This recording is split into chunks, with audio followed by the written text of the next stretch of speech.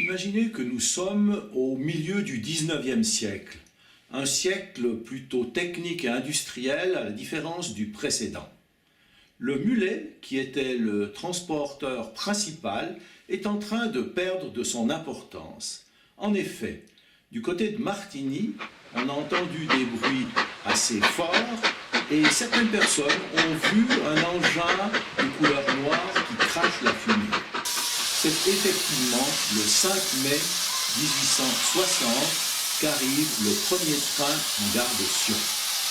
Lors de la construction de la ligne, on a constaté que le terrain à l'ouest de la ville était très caillouteux et sablonneux. Normal, c'était l'ancien lit du fleuve.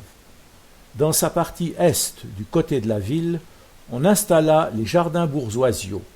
Le terrain y était tout de même de meilleure qualité. Le côté ouest servira plus tard à la construction de l'aéroport.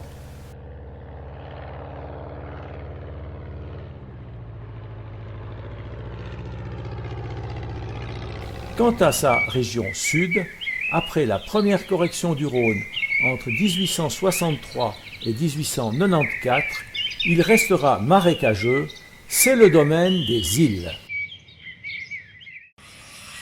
Après la Deuxième Guerre mondiale, le Valais va se développer rapidement. Barrages hydroélectriques, routes jusqu'au fond des vallées, stations touristiques nécessitent une quantité grandissante de béton. Les cailloux et le sable se trouvent sur place dans les gravières au fil de l'eau ou dans les terrains autrefois recouverts par le Rhône vagabond. Plusieurs petits dragages ont eu lieu dès les années 1950, mais c'est en 1969 qu'un contrat est signé avec l'entreprise Savreau pour l'exploitation d'une gravière sur un terrain de 53 000 hectares pour une durée de 15 ans. Écoutons à ce propos les commentaires du président de la bourgeoisie de l'époque, M. Bernard de Torrenté. Le début de l'affaire est antérieur et date de mon prédécesseur, M. Jacques Dreikmatten, qui avait obtenu de l'État une décision de principe permettant à la bourgeoisie d'exploiter ce gravier. Mais je crois que la décision définitive date seulement de 69. Il a fallu pas mal de démarches pour mettre au point les conditions mises par l'État.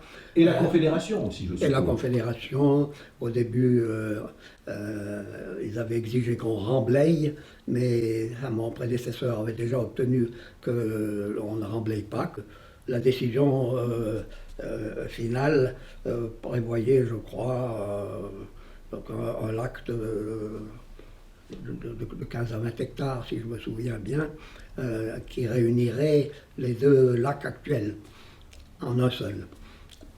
Donc, dès que nous avons obtenu cette autorisation, le Conseil a décidé de mettre en soumission l'exploitation. Il y a eu beaucoup de soumissionnaires, ou bien Est-ce que vous vous souvenez s'il y a eu beaucoup de personnes qui ont soumissionné?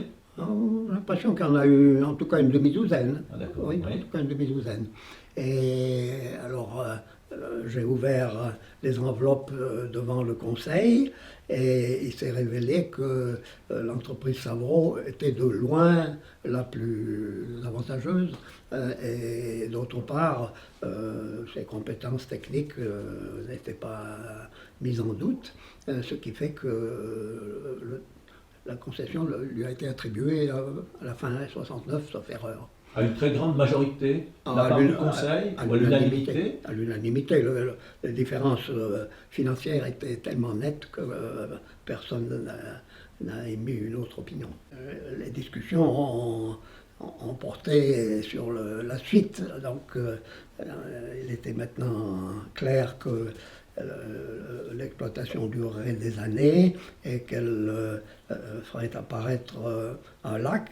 Alors, que faire du reste de ce domaine qui mesurait à peu près 53 hectares, je crois. C'est ça, oui. Et alors, c'est en 1970, je crois, que le Conseil a soumis à l'Assemblée générale des bourgeois le projet d'ensemble qui impliquait un camping, un restaurant, le lac, des installations sportives, etc.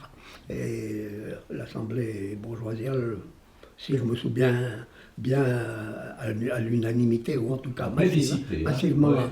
a approuvé ce plan qui a été alors mis en œuvre. Et c'était le conseiller Pierre Eschbach, que tout le monde appelait Boubi, qui a été au sein du conseil le responsable de ce dicaster. Il y a énormément travaillé, et avec beaucoup d'intelligence, le goût aussi, parce que le côté esthétique était important. Hein. Le financement posait un problème parce que l'investissement était très considérable, mais le gravier a été tout de suite très apprécié pour sa qualité.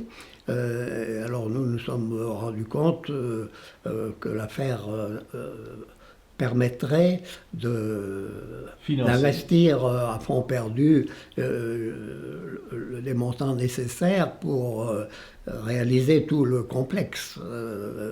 Et après, alors l'idée était que les frais courants, une fois l'installation terminée, pourraient être couverts par le loyer du restaurant et le loyer du camping, parce que ni le restaurant ni le camping ne sont exploités par la bourgeoisie.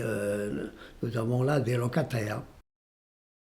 En avril 1976, le Nouvelliste consacre un article à l'avancée des travaux.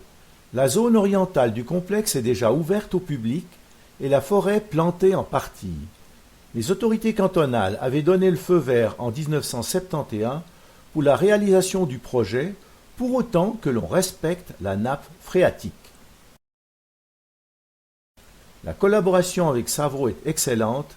En 1973, l'entreprise a d'ailleurs fêté ses 20 ans d'existence. Mais à la fin de l'été 1977, le ton change. Les mots utilisés dans les médias sont escroquerie, double facturation, arrestation, complicité, suspicion, perquisition. La presse se déchaîne, surtout celle hors canton. Au début, du côté de l'entreprise, on espère sauver la société en la proposant à ses employés pour 80%. Le conseil d'administration démissionnerait alors en bloc. Disons d'abord que les rapports que nous avons eus entre la bourgeoisie et Savreau ont été parfaitement loyaux et satisfaisants. Face à nous, André Filippini a joué tout à fait honnêtement le jeu. Alors, au moment de sa faillite, je n'étais plus au conseil, mais j'ai quand même été assez proche de ces discussions.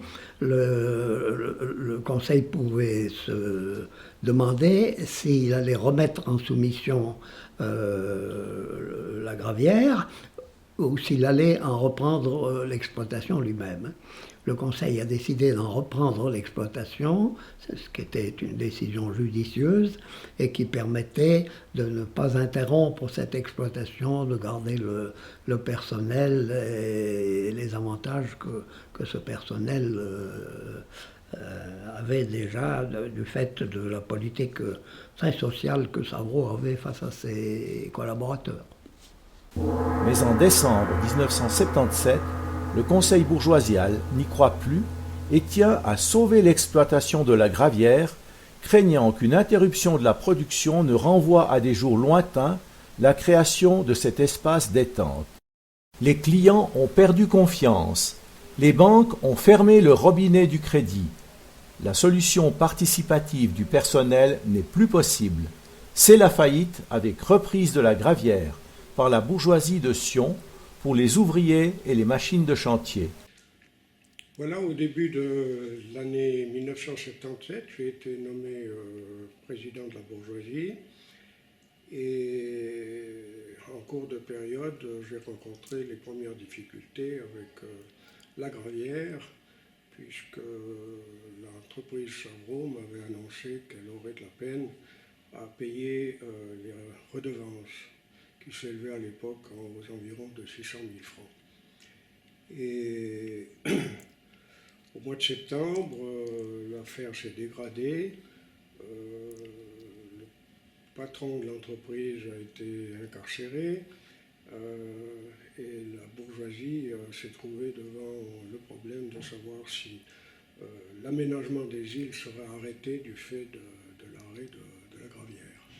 La bourgeoisie a analysé la situation et elle a décidé de reprendre l'exploitation de la gravière de manière à ne pas arrêter le développement et l'aménagement du territoire et de continuer l'exploitation, de sauver les places de travail.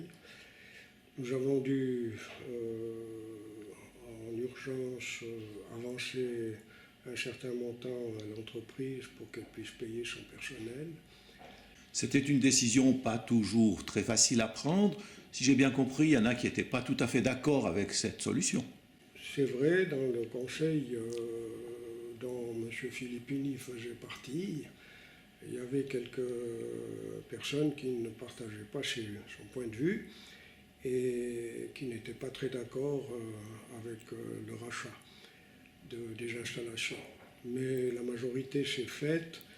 Je dois dire aussi que j'avais contacté mon prédécesseur qui n'était pas très chaud à ce rachat.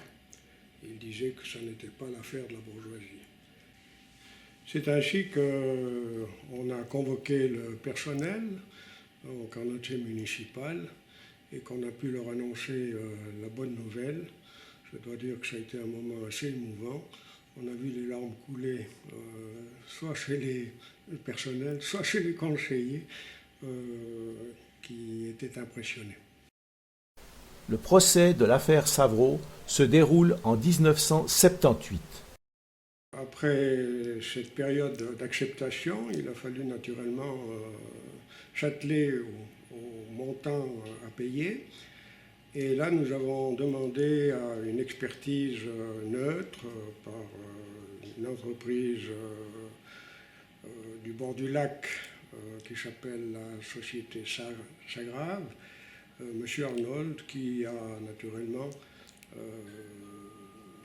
fait une expertise précise. Et ce montant a été accepté. Il était du reste assez en concordance avec ce qui avait été proposé par Savreau. Et ce montant s'élève à 2 200 000 francs. Cette expertise a naturellement éliminé toute la concurrence. Tous les prétendants ont été éliminés et c'est la bourgeoisie qui a repris cette gravière entièrement à son compte. Ce qui fut une excellente affaire pour cette bourgeoisie, donc. Alors ça a été naturellement une excellente affaire pour la bourgeoisie, puisque l'achat un petit peu plus de 2 millions s'est révélé rapporter quelques années plus tard 2 millions par an net. Donc c'était vraiment une affaire assez extraordinaire. La bourgeoisie continue l'exploitation avec le matériel racheté à Savreau. Pour l'instant, tout est encore de couleur orange. Les deux lacs ne sont pas encore reliés. Nous avons la drague qui ne fonctionne que dans le lac Constantin, à l'est du domaine. Elle déverse le tout venant sur un grand tas et ce sont les camions-bennes qui viennent chercher ce matériel pour l'amener au concasseur. Nous avons le parc de camions bétonneuses. À cette époque, la station d'enrobage est encore aux îles. La Confédération s'intéresse au projet. M. Léo Clavien fait visiter le site au conseiller fédéral Rudolf Friedrich en présence du conseiller d'État Bernard Bornet. La photo aérienne de 1983 nous montre, à droite de l'image, le lac Constantin. Les berges ont été aménagées tout à l'est avec 50 cm de terre végétale. La drague est au milieu du lac. Au centre, le chantier de la gravière avec arrivée de la route qui vient directement de Sion depuis sous la gare. À gauche, le lac principal, avec son mur en béton tout à l'ouest. Il n'y a pas d'autoroute, pas de tennis et pas encore de restaurant des îles. Sur cette photo, nous sommes en 1985. On remarque que l'autoroute est en construction. Par contre, le tennis est construit. Les deux lacs ne sont pas encore réunis. Le bureau d'accueil de la Gravière était de l'autre côté du lac, au bout de la route qui ne venait que jusqu'au chantier. C'est là que l'on trouve le groupe de triage et une petite centrale à béton. La drague est à peu près à la hauteur de la future bouée des plongeurs. En arrière-plan, la piste de l'aéroport de Sion. Là, la station d'enrobage qui va bientôt quitter les lieux. 20 juin 1989, une date importante dans l'histoire de la Gravière. C'est l'ouverture d'un chenal qui va permettre de faire communiquer les deux lacs et de déplacer la drague dans celui de l'ouest pour son creusement et son élargissement. La photo aérienne montre bien le chenal étroit et au sud le chantier. Le bureau de réception a déménagé à sa position actuelle sur l'autre rive du lac. Cette fois-ci, on découvre les bâtiments du restaurant et des installations de loisirs. Sur la vue de 1992, on a la nouvelle drague, changée en 1990.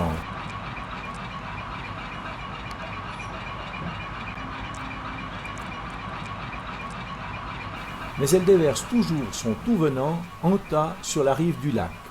Les deux silos tampons ne sont pas encore construits. En 1995, la centrale d'enrobage était située sur le site de la Gravière où il y avait également la centrale à béton. Le périmètre d'extraction de la Gravière des îles avait été clairement défini dans le cadre de la concession et la centrale d'enrobage était construite sur une partie qui devait être excavée. Donc pour pouvoir poursuivre l'excavation du lac et l'extraction des graviers, il fallait déplacer cette centrale d'enrobage qui en plus était vétuste. Elle avait été construite au début de la concession dans les années 70 et en 1995 elle avait des signes de vétusteté évidents. La décision a été prise de construire une nouvelle centrale, de déplacer cette centrale sur des terrains qui appartiennent à la bourgeoisie, au Ronco, à proximité immédiate de l'autoroute. C'était aussi une question de facilité d'accès, donc ce site a été choisi. Il y a cette nouvelle centrale qui a été construite en 1995. L'ancienne centrale a continué une deuxième vie puisqu'elle a été vendue à Moscou. Elle a servi à la construction de l'aéroport de Moscou et elle a produit des quantités très très importantes d'enrobés par la suite. Qualité suisse alors. Qualité suisse, oui. En 1997, la Gravière de la bourgeoisie de Sion a reçu son certificat ISO 9001 et ISO 14001.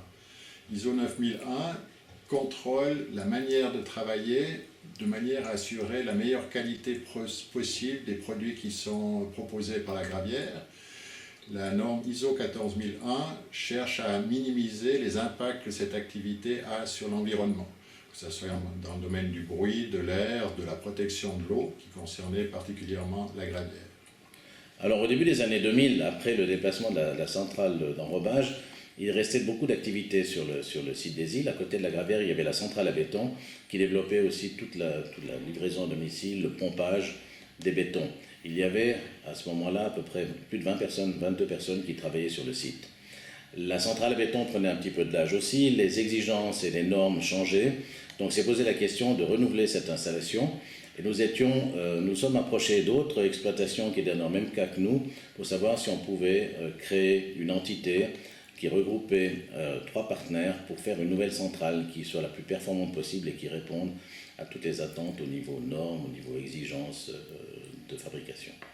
Donc nous sommes à ce moment-là déplacés, nous avons fait différentes études et nous avons retenu une solution de nous déplacer à côté de la centrale d'enrobage, à la proximité de l'autoroute pour les mêmes raisons de facilité d'accès, et nous avons construit une nouvelle centrale qui est opérationnelle depuis 2003.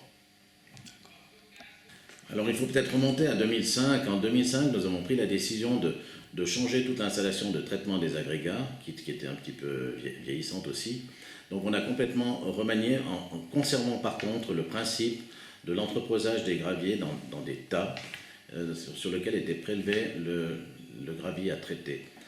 Ces tas prenaient beaucoup de place et il était nécessaire de disposer de cet emplacement pour continuer l'extraction. Donc on a réfléchi à différentes solutions et on a trouvé une solution d'entreposage vertical et on a construit dans l'hiver 2011-2012 ces gros silos qui permettent de faire un volume tampon pour les graviers que nous avons à traiter par la centrale. Puis c'est une diminution aussi de manipulation. Alors c'est une diminution de manipulation, c'est clair, puisqu'en fait les agrégats descendent par gravité, sont entièrement menés par des tapis roulants sur les appareils de triage. En 2014, à 2 ans de la fin d'exploitation, la surface du chantier a rétréci. En 1989, on avait un petit chenal entre les deux lacs. Maintenant, cette langue de terre diminue peu à peu. Voilà à peu près son niveau en novembre 2016. Alors nous allons vers la fin d'une belle histoire qui a duré plus de 40 ans. Nous allons, à la fin de l'année, en novembre 2016, nous allons arrêter l'exploitation. Ça veut dire qu'on ne va plus extraire d'agrégats. On va l'année prochaine trier les agrégats restants qu'on aura stockés sur la rive et on va démonter les installations. C'est-à-dire tout ce que vous avez vu va disparaître au profit de la nature et en fonction de l'évolution du projet Rhône 3 va être remplacé par les infrastructures de Rhône 3, respectivement la berge. Maintenant, on arrête, c'est pas par hasard. Le projet avait défini un périmètre qu'on a actuellement atteint et après plusieurs discussions avec l'État du Valais, on a défini les dates que je vous ai données tout à l'heure.